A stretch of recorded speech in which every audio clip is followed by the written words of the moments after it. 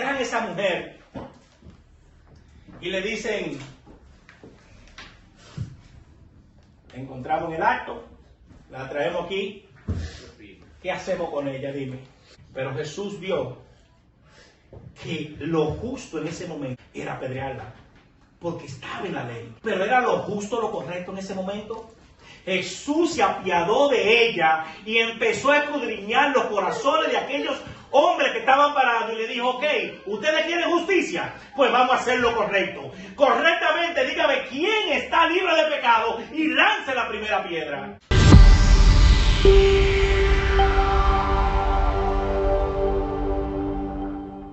Mateo 20, del versículo 1 hasta el 16.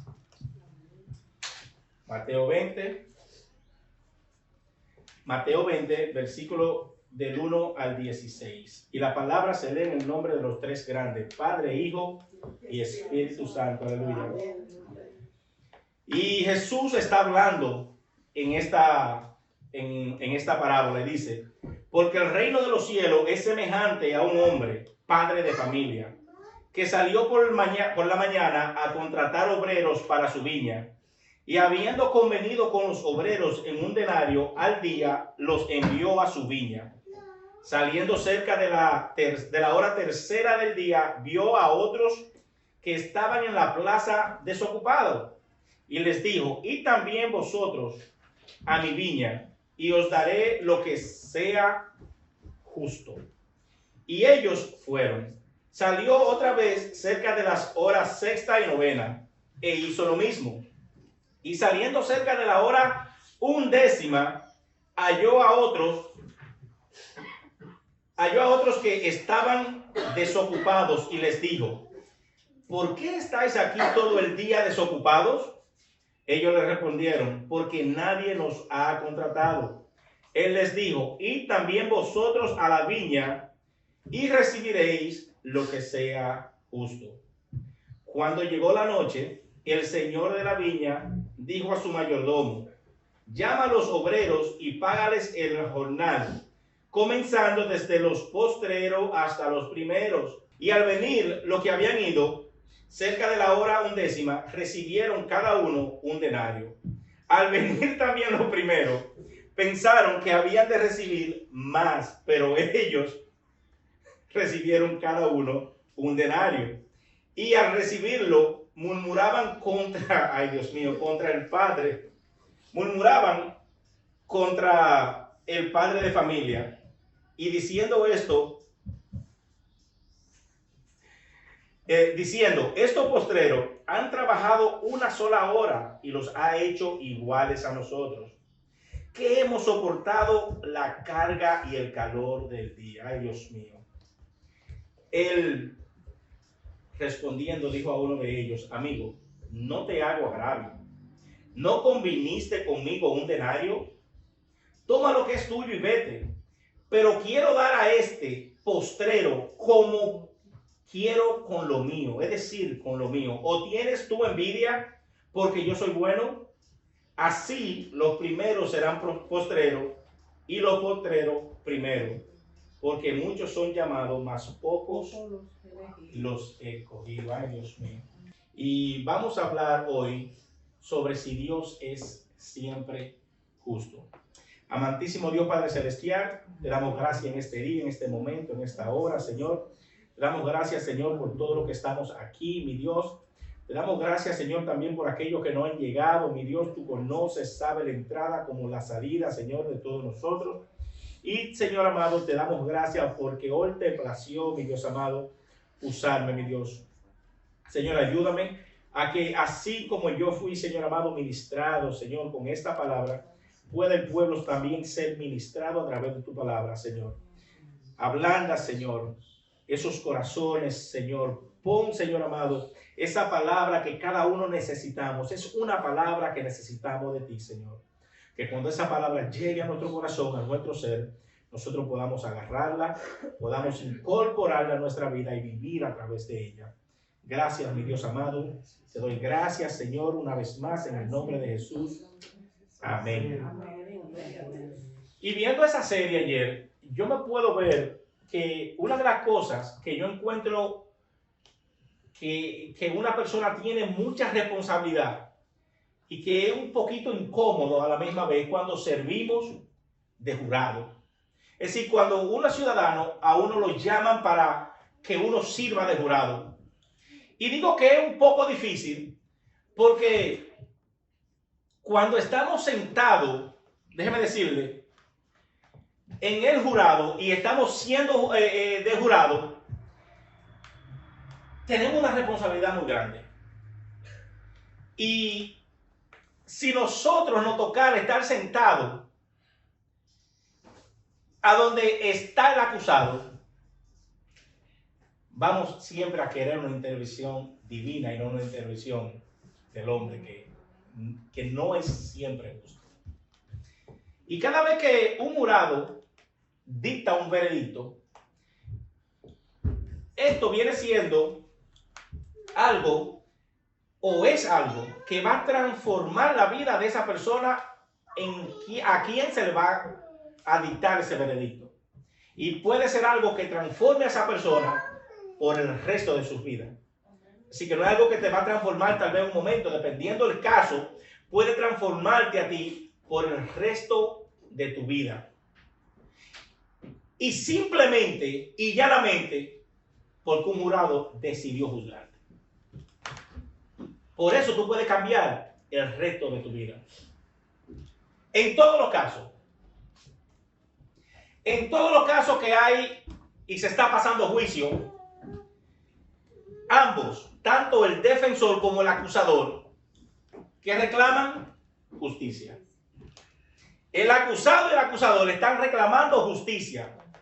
El abogado acusador lo que espera es un veredicto culpable de todos los cargos. Pero el defensor está esperando por lo menos un veredicto que diga no culpable, no necesariamente inocente. Con decirte que tú no eres culpable, tu cliente sale libre, aunque no sea inocente. Pero los dos están esperando ese veredicto de no culpabilidad. Y el otro está esperando ese veredicto de culpabilidad por todos los cargos. Déjame decirle que en el juramento de lealtad que existe, lee de la siguiente manera: una nación bajo Dios, indivisible, con libertad y justicia para todos. Una nación bajo Dios, indivisible, con libertad y justicia para todos. Y yo me puedo hacer una pregunta: ¿justicia para todos o justicia para algunos? ¿Realmente justicia para todos o justicias para algunos solamente? Y entonces me gustó esta definición y quise buscar qué quiere decir justicia, cuál es su definición.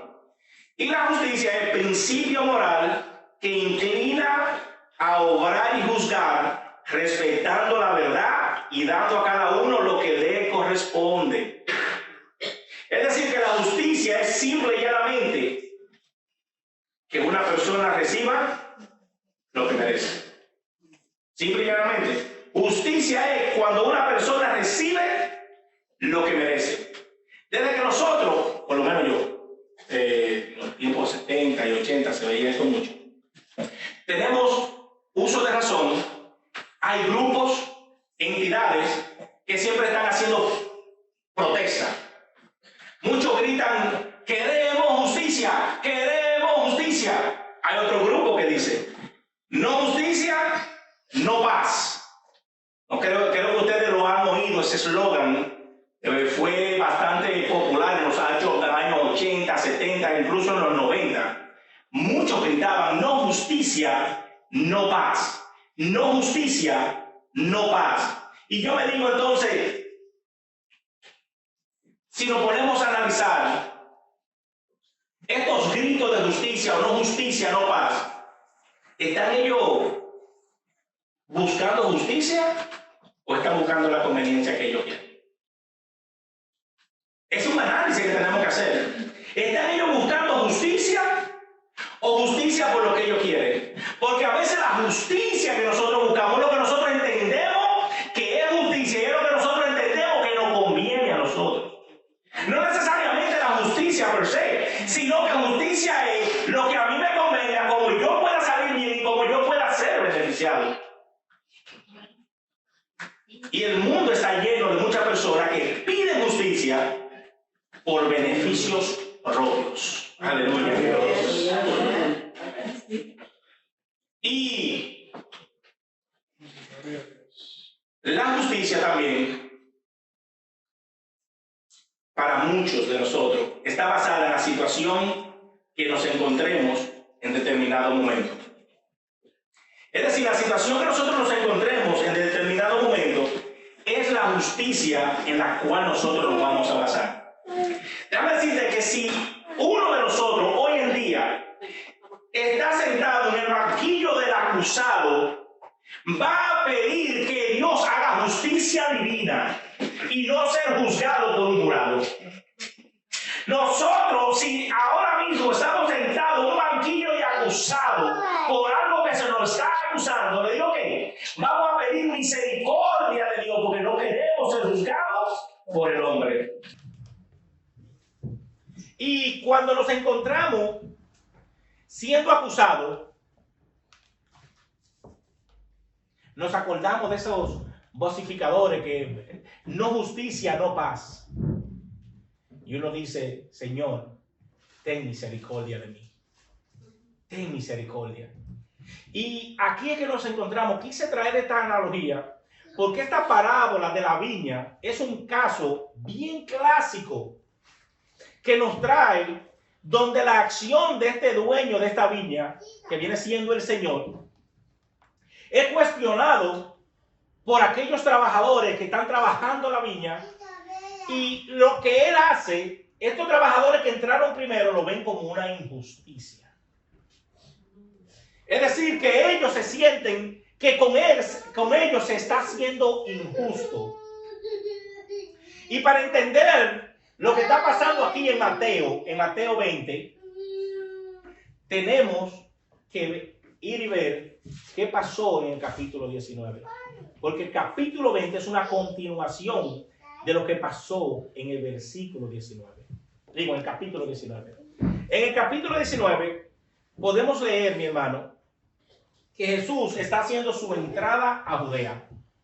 Cuando él está entrando a Judea, un típico Jesús, está rodeado de gente, muchas multitudes, esta gente que lo traen, que vienen siguiéndolo, mayormente, mucha gente enferma, mucha gente endemoniado, y Jesús lo está curando, lo está liberando. Pero siempre existen los fariseos. Los fariseos que existían en aquellos tiempos existen en este tiempo todavía. Lo que pasa es que allí ellos confrontaban a Jesús, ahora lo confrontan a nosotros. Estos fariseos se le acercan a Jesús y le dicen, ¿es lícito? Lo primero, hay tres parábolas en el 19. ¿Es lícito que nosotros le demos una carta de repudio a nuestra mujer por cualquier cosa? Está estipulado en la ley. Está estipulado en la ley que dijo Moisés que nosotros por cualquier cosa le demos una carta de repudio a la mujer y la votemos. Jesús tuvo que pararse y decirle, esa es la justicia que ustedes creen, pero no es lo correcto. Porque entonces él empezó a explicarle desde el principio cuál era el plan de Dios para con la familia.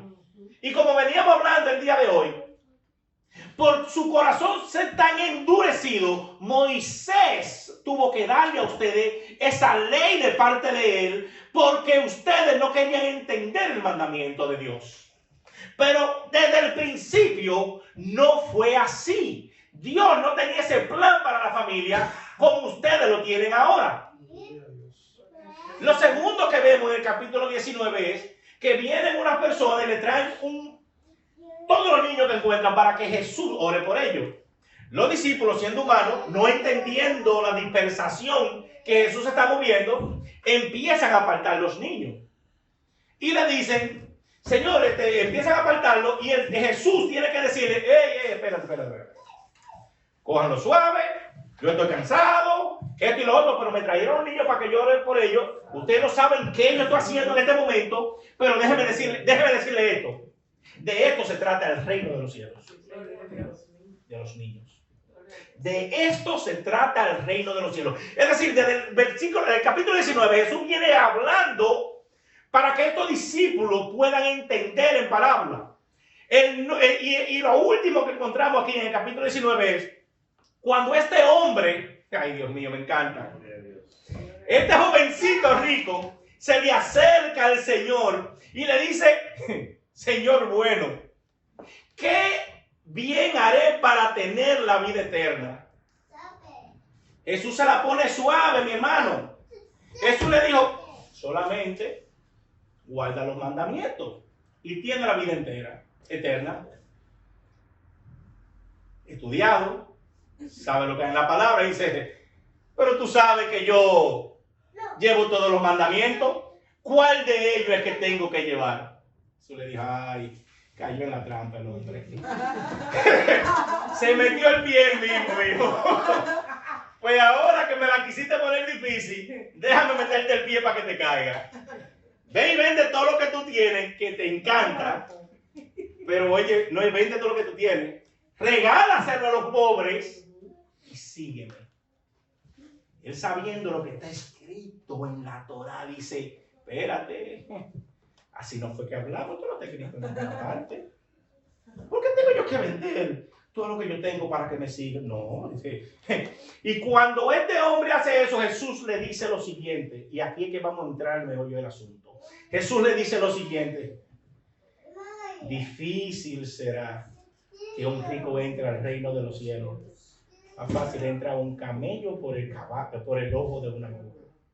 Ahí pudimos oír de una vez el grito de los discípulos que vienen atrás de Jesús y dicen: ¡ay!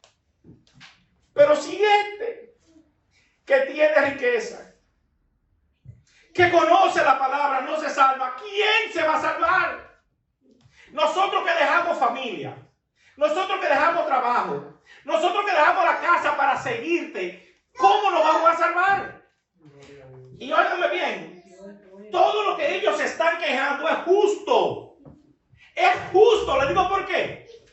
Porque en la antigüedad se medía tus riquezas como que eran bendiciones de Dios. Es decir, mientras más rico tú eras, mientras más tú poseías, según tú poseías, era tu bendición con Dios. Entonces, cuando ellos ven que este hombre que tiene dinero, tiene poder, lo tiene todo, no puede entrar, no va a entrar al reino de los cielos, dicen: ya estamos presos. ¿Qué vamos a hacer entonces para ser salvos? Ahí es que los discípulos entonces se ponen en dos y dicen. Entonces Jesús ahí les dice: espérense, no es así, la cosa no trabaja así.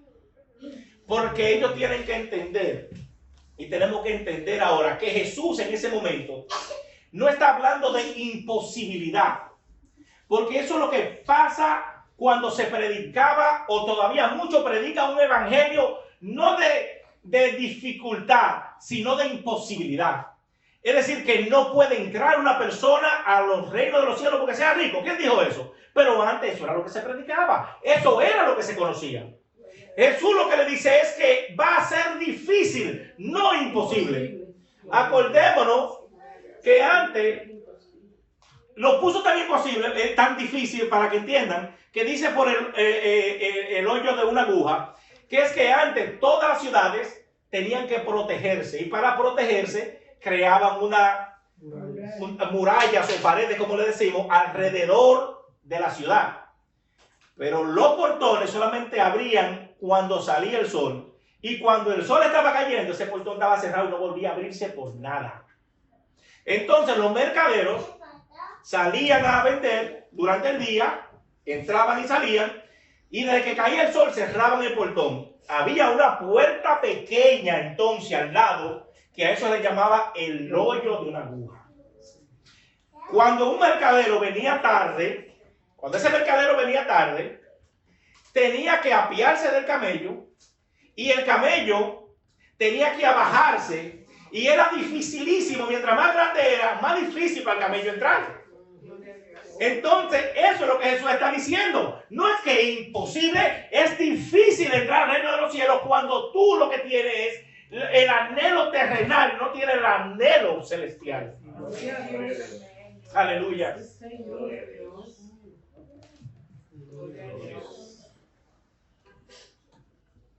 Pero todavía, yo siendo discípulo, me preocupará más, como él terminó el versículo 19, ese capítulo 19. Los postreros serán primeros, los primeros serán postreros. Ahí volvió la dificultad cuando Jesús termina ese capítulo. Pero cuando empieza el capítulo 20, que dice, porque el reino de los cielos es semejante a un hombre, aquí la palabra ¿por qué? Significa que él no dejó el capítulo 19 solo, sino que ahora está haciendo una conexión y lo que hay una continuación de lo que quedó en el 19 para el 20, aleluya. Y aquí viene entonces ese refrigerio que necesitaban esos discípulos. Aleluya.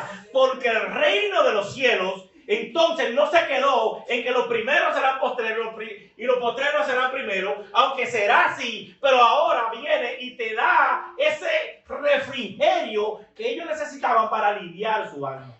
Y ahí viene y le trae esta parábola. Le trae esta palabra y le trae esta ilustración, porque yendo atrás y volviendo aquí podemos entender ahora cómo estos obreros catalogan de injusticia el acto de este hombre, padre de familia, dueño de viña. Aleluya. Cuando leemos cada vez este incidente que pasó en este capítulo número 20, la historia siempre trae a colación o a la luz el caso de justicia e injusticia. Mayormente, cuando se va a hablar de justicia e injusticia, se traen estos versículos. Porque esa es la colación que traen. Y es crucial. Es bueno que siempre se traiga esto. Entonces, ¿por qué se trae lo de justicia o lo de injusticia? Muy bien. Porque esta gente que están trabajando y se les paga a igual que nosotros, es porque ellos nos ponen en perspectiva el pensamiento de las otras personas o la necesidad de las otras personas. Es decir, que cuando el jornalero le dice a ellos que le traiga los postreros primero y empiezan a pagarle, cuando a ellos le van a pagar, ellos esperan que se le dé más de lo acordado. ¿Y por qué ellos esperan que se le dé más de lo acordado? Porque ellos están viendo que hubieron personas que trabajaron una sola hora. Y esa persona que trabajó una sola hora recibió un denario. Ellos trabajaron 16 horas, 12 horas, excusa. 12 largas horas. Y se le da también un denario. Ellos esperaban más, pero no recibieron ni un penny más de lo que se le iba a dar, hermano. A veces nosotros crucificamos los personajes bíblicos por las acciones que están pasando en cierto momento. Pero antes de que nosotros crucifiquemos a estos jornaleros, vamos a ponernos nosotros en el lugar de los jornaleros. Déjame decirle que nosotros también cuestionamos a Dios a cada rato. Nosotros a veces también en nuestro pensamiento llega un pensamiento y decimos que Dios no ha sido justo con nosotros. Mire, mi hermano, cuando llega la enfermedad a veces a la casa de la familia, uno siempre empieza a preguntarse: ¿por qué a mí, Señor? ¿Por qué yo, Dios mío? ¿Por qué me está pasando esto a mí? Cuando la muerte toca la puerta, nosotros empezamos a gritar y a exhortarle a Dios: Señor, ¿por qué ahora? ¿Por qué a mí? Y así como esos jornaleros, nosotros podemos entender que Dios hace justicia, pero no es la justicia de nosotros. Y nosotros terminamos cuestionando la fidelidad de Dios. Cuando nosotros pasan cosas que nosotros creemos que se nos salen de la mano y que solamente Dios tiene el control, a veces nosotros cuestionamos la fidelidad de Dios. La cuestionamos. Y déjame decirte que Jeremías, justo. Cuando Jeremías encontró a Jerusalén, que estaba quemada, y él tuvo que luchar, tuvo que pelear, tuvo que reconstruir todo. En ese momento Dios no era justo. Para la esposa de Lot, ¿fue Dios justo? La esposa de Dios, de Lot, pierde su familia, pierde sus beneficios, pierde toda su fortuna y está perdiendo a su esposo. Y va y le dice a Lot: óyeme, maldice a Dios y muérete, porque para ella Dios no era justo. Para la mamá de Juan y Santiago, Dios no fue justo. Cuando ella le pide que se siente uno a la derecha y otro a la izquierda, y eso le dijo: óyeme, eso no me toca a mí, eso no me corresponde a mí, sino al Padre. En ese momento ella no se sintió que era siendo justo con ella. Y así nosotros a veces pensamos que no hay una justicia que se nos hace como nosotros queremos. Pero le voy a hacer una pregunta: ¿quién le dijo a ustedes que la vida es justa? ¿Quién nos dijo a nosotros que la vida es justa? ¿Quién nos dijo que la vida es justa? Y de nuestro punto de vista aquí terrenalmente, podemos entender estos trabajadores. Podemos ponernos los zapatos de ellos. Podemos ponernos del punto de vista que ellos están protestando. Pero lo que pasa es que cuando nosotros nos ponemos los zapatos de la otra persona, podemos también ver la justicia a través de los ojos de las otras personas. A veces nosotros queremos ver la justicia solamente a través de nuestros ojos, pero no vemos la justicia a través del más necesitado. No vemos la justicia a través de aquel que llegó tarde. No vemos la justicia a través del que está al lado mío. No, yo me pongo mis zapatos, tus zapatos que te aprieten, a mí no me importa. Y eso era lo que estaba pasando en este momento. Para ellos tenían que ser pagos por las horas que trabajaron. Los otros tenían que ser pagos por las horas que trabajaron. Y eso es algo común hoy en día también, hermano. Es algo común. Pero yo le voy a hacer una pregunta ahora. ¿Actuar en justicia es siempre lo correcto? ¿Actuar en justicia es siempre lo correcto? Una pregunta que ya la dejo ahí a ustedes. Miren, le hago esa pregunta porque la queja de estos trabajadores era que ellos habían trabajado 12 largas horas.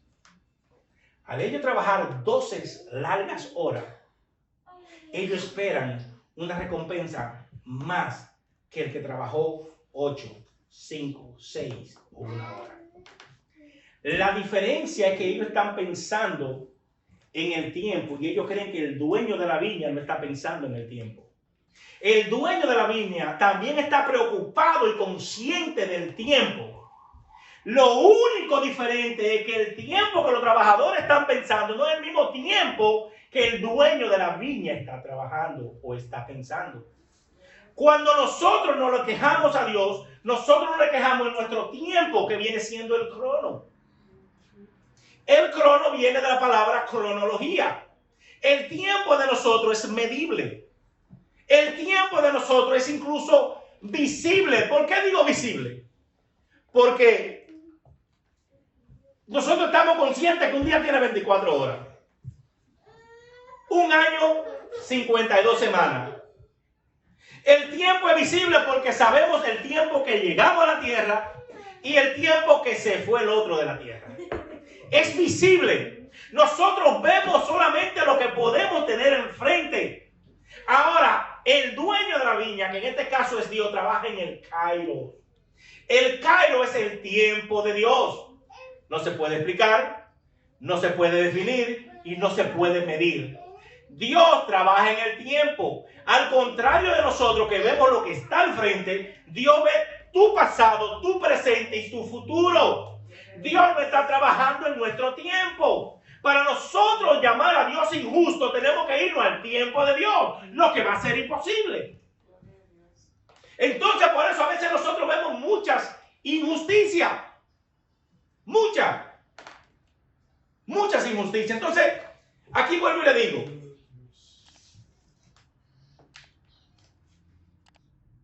cuando este dueño de la viña empieza a trabajar, él se da cuenta y puede entender que incluso esos que él fue a llamar, que faltaba una hora, que le dice, ¿qué ustedes hacen aquí todavía? Oye, como una queja, él se lo dice. ¿Qué ustedes hacen aquí todavía todo el día sin hacer nada? Ellos fueron sinceros y no le dijeron que no querían trabajar. No, es que nadie lo ha contratado. A él ver su corazón, él le dice, vayan y yo le daré lo que es justo. Él no le pone precio. Él dice, yo le daré lo que es justo. Y le digo por qué él le da lo que es justo. Porque en esos tiempos, para usted soportar, mantener una familia, necesitaba trabajar exactamente 12 horas. Con el salario de 12 horas era que usted podía mantener una familia. Y el dueño de la viña entendía que ni 8, ni 6, ni 5, ni 4, ni una hora iba a bastar para usted llevar el sustento de su casa en ese día. Y él decide ser justo, dándote lo que tú te mereces, no lo que yo quiero que te den. Aleluya. Él está actuando en justicia porque él está actuando en el Cairo. Él sabe que cuando uno de estos hombres vayan a llegar a la casa, si llegan con menos dinero de las 12 horas de trabajo, no van a poder llevarle el pan a la familia. Una mujer tal vez se va a enojar y va a decir, mi esposo no sirve para nada. Va a evitar problemas, va a evitar tal vez divorcio, va a evitar que un hijo haga algo que no debe de hacer porque tiene que buscar sustento. Este hombre está siendo justo. Pues no lo están viendo así los otros. Jesús entendió eso muy bien cuando caminó aquí en la tierra también. ¿Se acuerdan cuando unos fariseos dejaron de ir a la iglesia ese día para ir a buscar a aquella mujer que estaba en adulterio? Porque fue día de culto. No, eso no es bueno, fue día de culto. Porque querían agarrarlo con la mano en la masa, era. Y le traen a esa mujer. Y le dicen, la encontramos en el acto, la traemos aquí. ¿Qué hacemos con ella? Dime. Ya usted sabe, si Jesús decía otra cosa que no fuera apedrearla, ahí lo iban a agarrar. Pero Jesús vio que lo justo en ese momento, lo justo era apedrearla. Porque estaba en la ley. Eso era lo justo, caerle a pedrada. Pero era lo justo, lo correcto en ese momento. Jesús se apiadó de ella y empezó a escudriñar los corazones de aquellos hombres que estaban parados y le dijo, ok, ¿ustedes quieren justicia? Pues vamos a hacer lo correcto. Correctamente, dígame, ¿quién está libre de pecado? Y lance la primera piedra. Ahí Dios hace justicia con esta mujer, pasándote, vamos a decir, una película de tu propia vida. Aleluya, Dios es bueno. Lo que pasa es que como vemos la justicia, no es como Dios la ve. Nosotros tomamos decisiones por nosotros mismos, por nuestra familia. Pero cuando nosotros tomamos decisiones y no pensamos en los demás, déjeme decirle que siempre alguien va a salir perjudicado. Cuando tomamos decisiones y no pedimos las opiniones de la persona que están a nuestro alrededor, de la persona que esas decisiones van a afectar, alguien va a salir perjudicado. Cuando tomamos decisiones y empezamos a hacer cosas, incluyendo a otra persona, pero esa persona no está en las decisiones que estamos tomando, hay alguien que va a salir siempre siendo injustificado. Se va a hacer una injusticia. ¿Por qué? Porque lo que yo voy a implementar es algo que me va a competir a mí, que me va a agradar a mí y que me va a beneficiar a mí. Ahora, que te compita a ti, que te beneficie a ti o que te agrade a ti, no me interesa. Llega a mi casa la bendición. Llega a mi casa y yo estoy bien. Tú simplemente haz lo que tengas que hacer. Y siempre que hacemos eso, Marco, vamos a estar siempre en esto de justicia e injusticia. Injusticia e injusticia. Porque siempre vamos a tener una persona luchando por justicia cuando no lo tomamos en cuenta. Y eso es en todos los aspectos de la vida, familiar, de trabajo, de amigos. Y yo sé que ya ustedes lo han vivido, y yo sé que ustedes lo han pasado y ustedes lo han hecho de una o de otra manera. Y siempre queda alguien buscando justicia. Es decir, que antes de nosotros tomar decisiones, tenemos que ponernos los zapatos de las otras personas. Hay un comentario que hizo William Barclay. William Barclay dice que cuando Jesús está diciendo esta parábola, porque si ustedes ven como terminó el capítulo 19, así mismo termina el 20. Los postreros serán primeros, los primeros serán postreros. Cuando Jesús está dando esta parábola, dice William Barclay, Él está dando un ejemplo y dejándole saber a sus discípulos que porque ellos entraron primero, que porque ellos están desde que comenzó, que no se crean que van a ser los únicos, que no se crean que van a ser los únicos salvos, que no se crean que la gracia va a estar solamente sobre ellos. William Barclay en su comentario dice, óigame, ustedes están aquí, llegaron, pero vienen más. Y ustedes llegaron primero, pero el que llegue después va a tener los mismos privilegios que ustedes tuvieron. Los mismos privilegios que ustedes tienen. La misma bendición que ustedes tienen. Los mismos beneficios que ustedes tienen. No se creen que porque entraron primero ustedes son apartados, ustedes son elogiados, ustedes son los mejores. Que la gracia de Dios se extiende de manera sobrenatural. O preguntémosle a Pedro cuando fue de Cornelio, que no quería ir. Y el Señor tuvo que decirle lo que yo, óyeme, lo que yo bendigo no lo rechace el hombre, vaya de Cornelio. Y tuvo el Espíritu Santo que caer, descender para que Pedro pudiera entender que Dios no solamente estaba con ellos, sino que era una nueva dispensación que Dios traía, aleluya. Y eso es lo que ha pasado, mi hermano, y lo veníamos hablando esta mañana y yo creo que lo hablamos otra vez. El sistema religioso alejaba a la persona. El sistema religioso le daba patada a la persona. Nadie quería ser cristiano. Ser cristiano era ser un sufrido. Ser cristiano era ser una persona extraterrestre. Ser cristiano era una persona que nadie quería saber de ellos. Ser cristiano era una persona que siempre tenía que vivir y caminar de rodillas. Ser cristiano era lo peor que existía en el mundo, de acuerdo a lo que se predicaba. De acuerdo a lo que se predicaba. Pero mi hermano, no hay nada más bello que uno estar en la familia de Dios. No hay nada más bello, pero es cuando podemos entender lo que Dios buscaba, lo que Dios quería, lo que Dios estaba haciendo con nosotros. Porque lo que pasa es que muchas veces el sistema religioso cree que el que llega tarde no tiene los mismos beneficios que ellos tienen. Ellos creen que el que llega tarde no tiene los mismos privilegios que ellos tienen. Ellos creen que el que llega tarde va a tener un poquito menos de gracia que ellos porque llegaron a tarde. Y llegaban eso. Y hay muchos que creen que el que llega tarde es como que nunca llegó. Y yo les voy a poner un ejemplo, Zaqueo, mi hermano. Zaqueo, aunque llegó tarde, dice la palabra que él dice, yo quiero ver al Señor. Y Zaqueo se sube a una mata. Y Zaqueo, estando tarde, dice la palabra que Jesús se para y dice, Zaqueo, ven que me es necesario comer contigo. Aquel que estaba tarde está comiendo con el Padre, aleluya. La samaritana, la samaritana pensaban que estaba tarde. Esta mujer está recogiendo agua. Una mujer que dice que los judíos odian a los samaritanos. ¿Y qué pasa? Llega Jesús. Ella no le cree. Ella empieza a dudar. Jesús le dice lo que tiene que decirle. Le ofrece agua de agua viva. Ella puede entender quién es Jesús. Y aquella que estaba tarde ahora tiene una conversación de tú a tú con el maestro.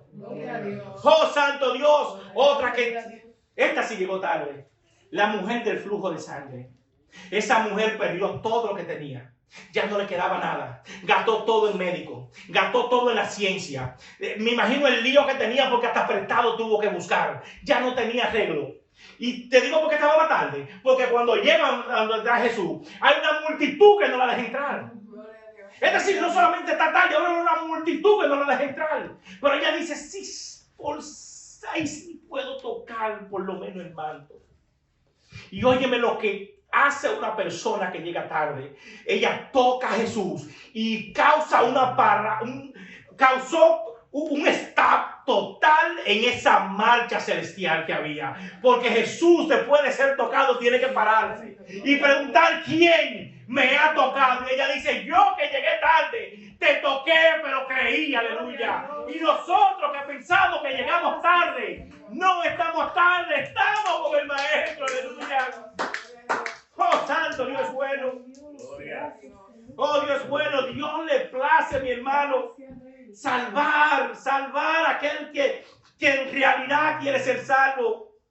Él prefiere y anhela estar con ellos, con nosotros. Él prefiere sanarnos y darnos refugio. La gracia de Dios, mi hermano, la gracia de Dios no tiene explicación.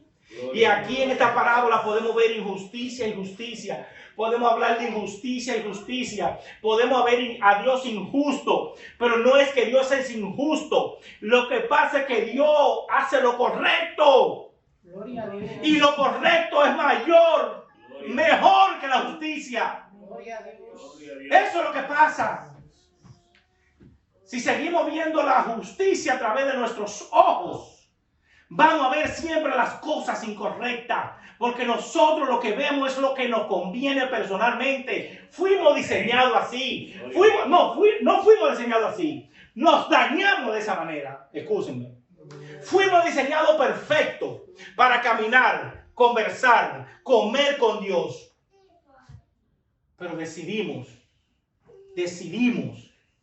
alejarnos, apartarnos y romper ese lazo que nos unía a nosotros. Y para terminar ya, vamos a hablar un poco de la gracia. La gracia tiene 3 connotaciones. Primera, la gracia identifica la presencia de Dios. La gracia identifica la presencia de Dios. Segundo, la gracia de Dios habla del llamamiento de Dios. La gracia de Dios habla del llamamiento de Dios. Y tercera, la gracia nos habla del poder de Dios. Es decir, que la gracia identifica su presencia, el llamamiento y el poder de Dios. Y podemos ver, mi hermano, que Pablo entendió bien esto. Pablo lo entendió bien porque Pablo dijo, ni el norte, ni al sur, no hay este, no hay oeste, no hay judío, ni gentiles, no hay hombres, ni mujeres, porque todos fuimos destituidos de la gloria de Dios, pero gracias por su gracia estamos en su presencia. Gracias por su gracia hoy estamos donde estamos. Estando por su gracia, vamos a ponernos de pie, vamos a orar, aleluya, y a darle gracias a Dios que por su gracia estamos aquí en este día, que fue a él le plació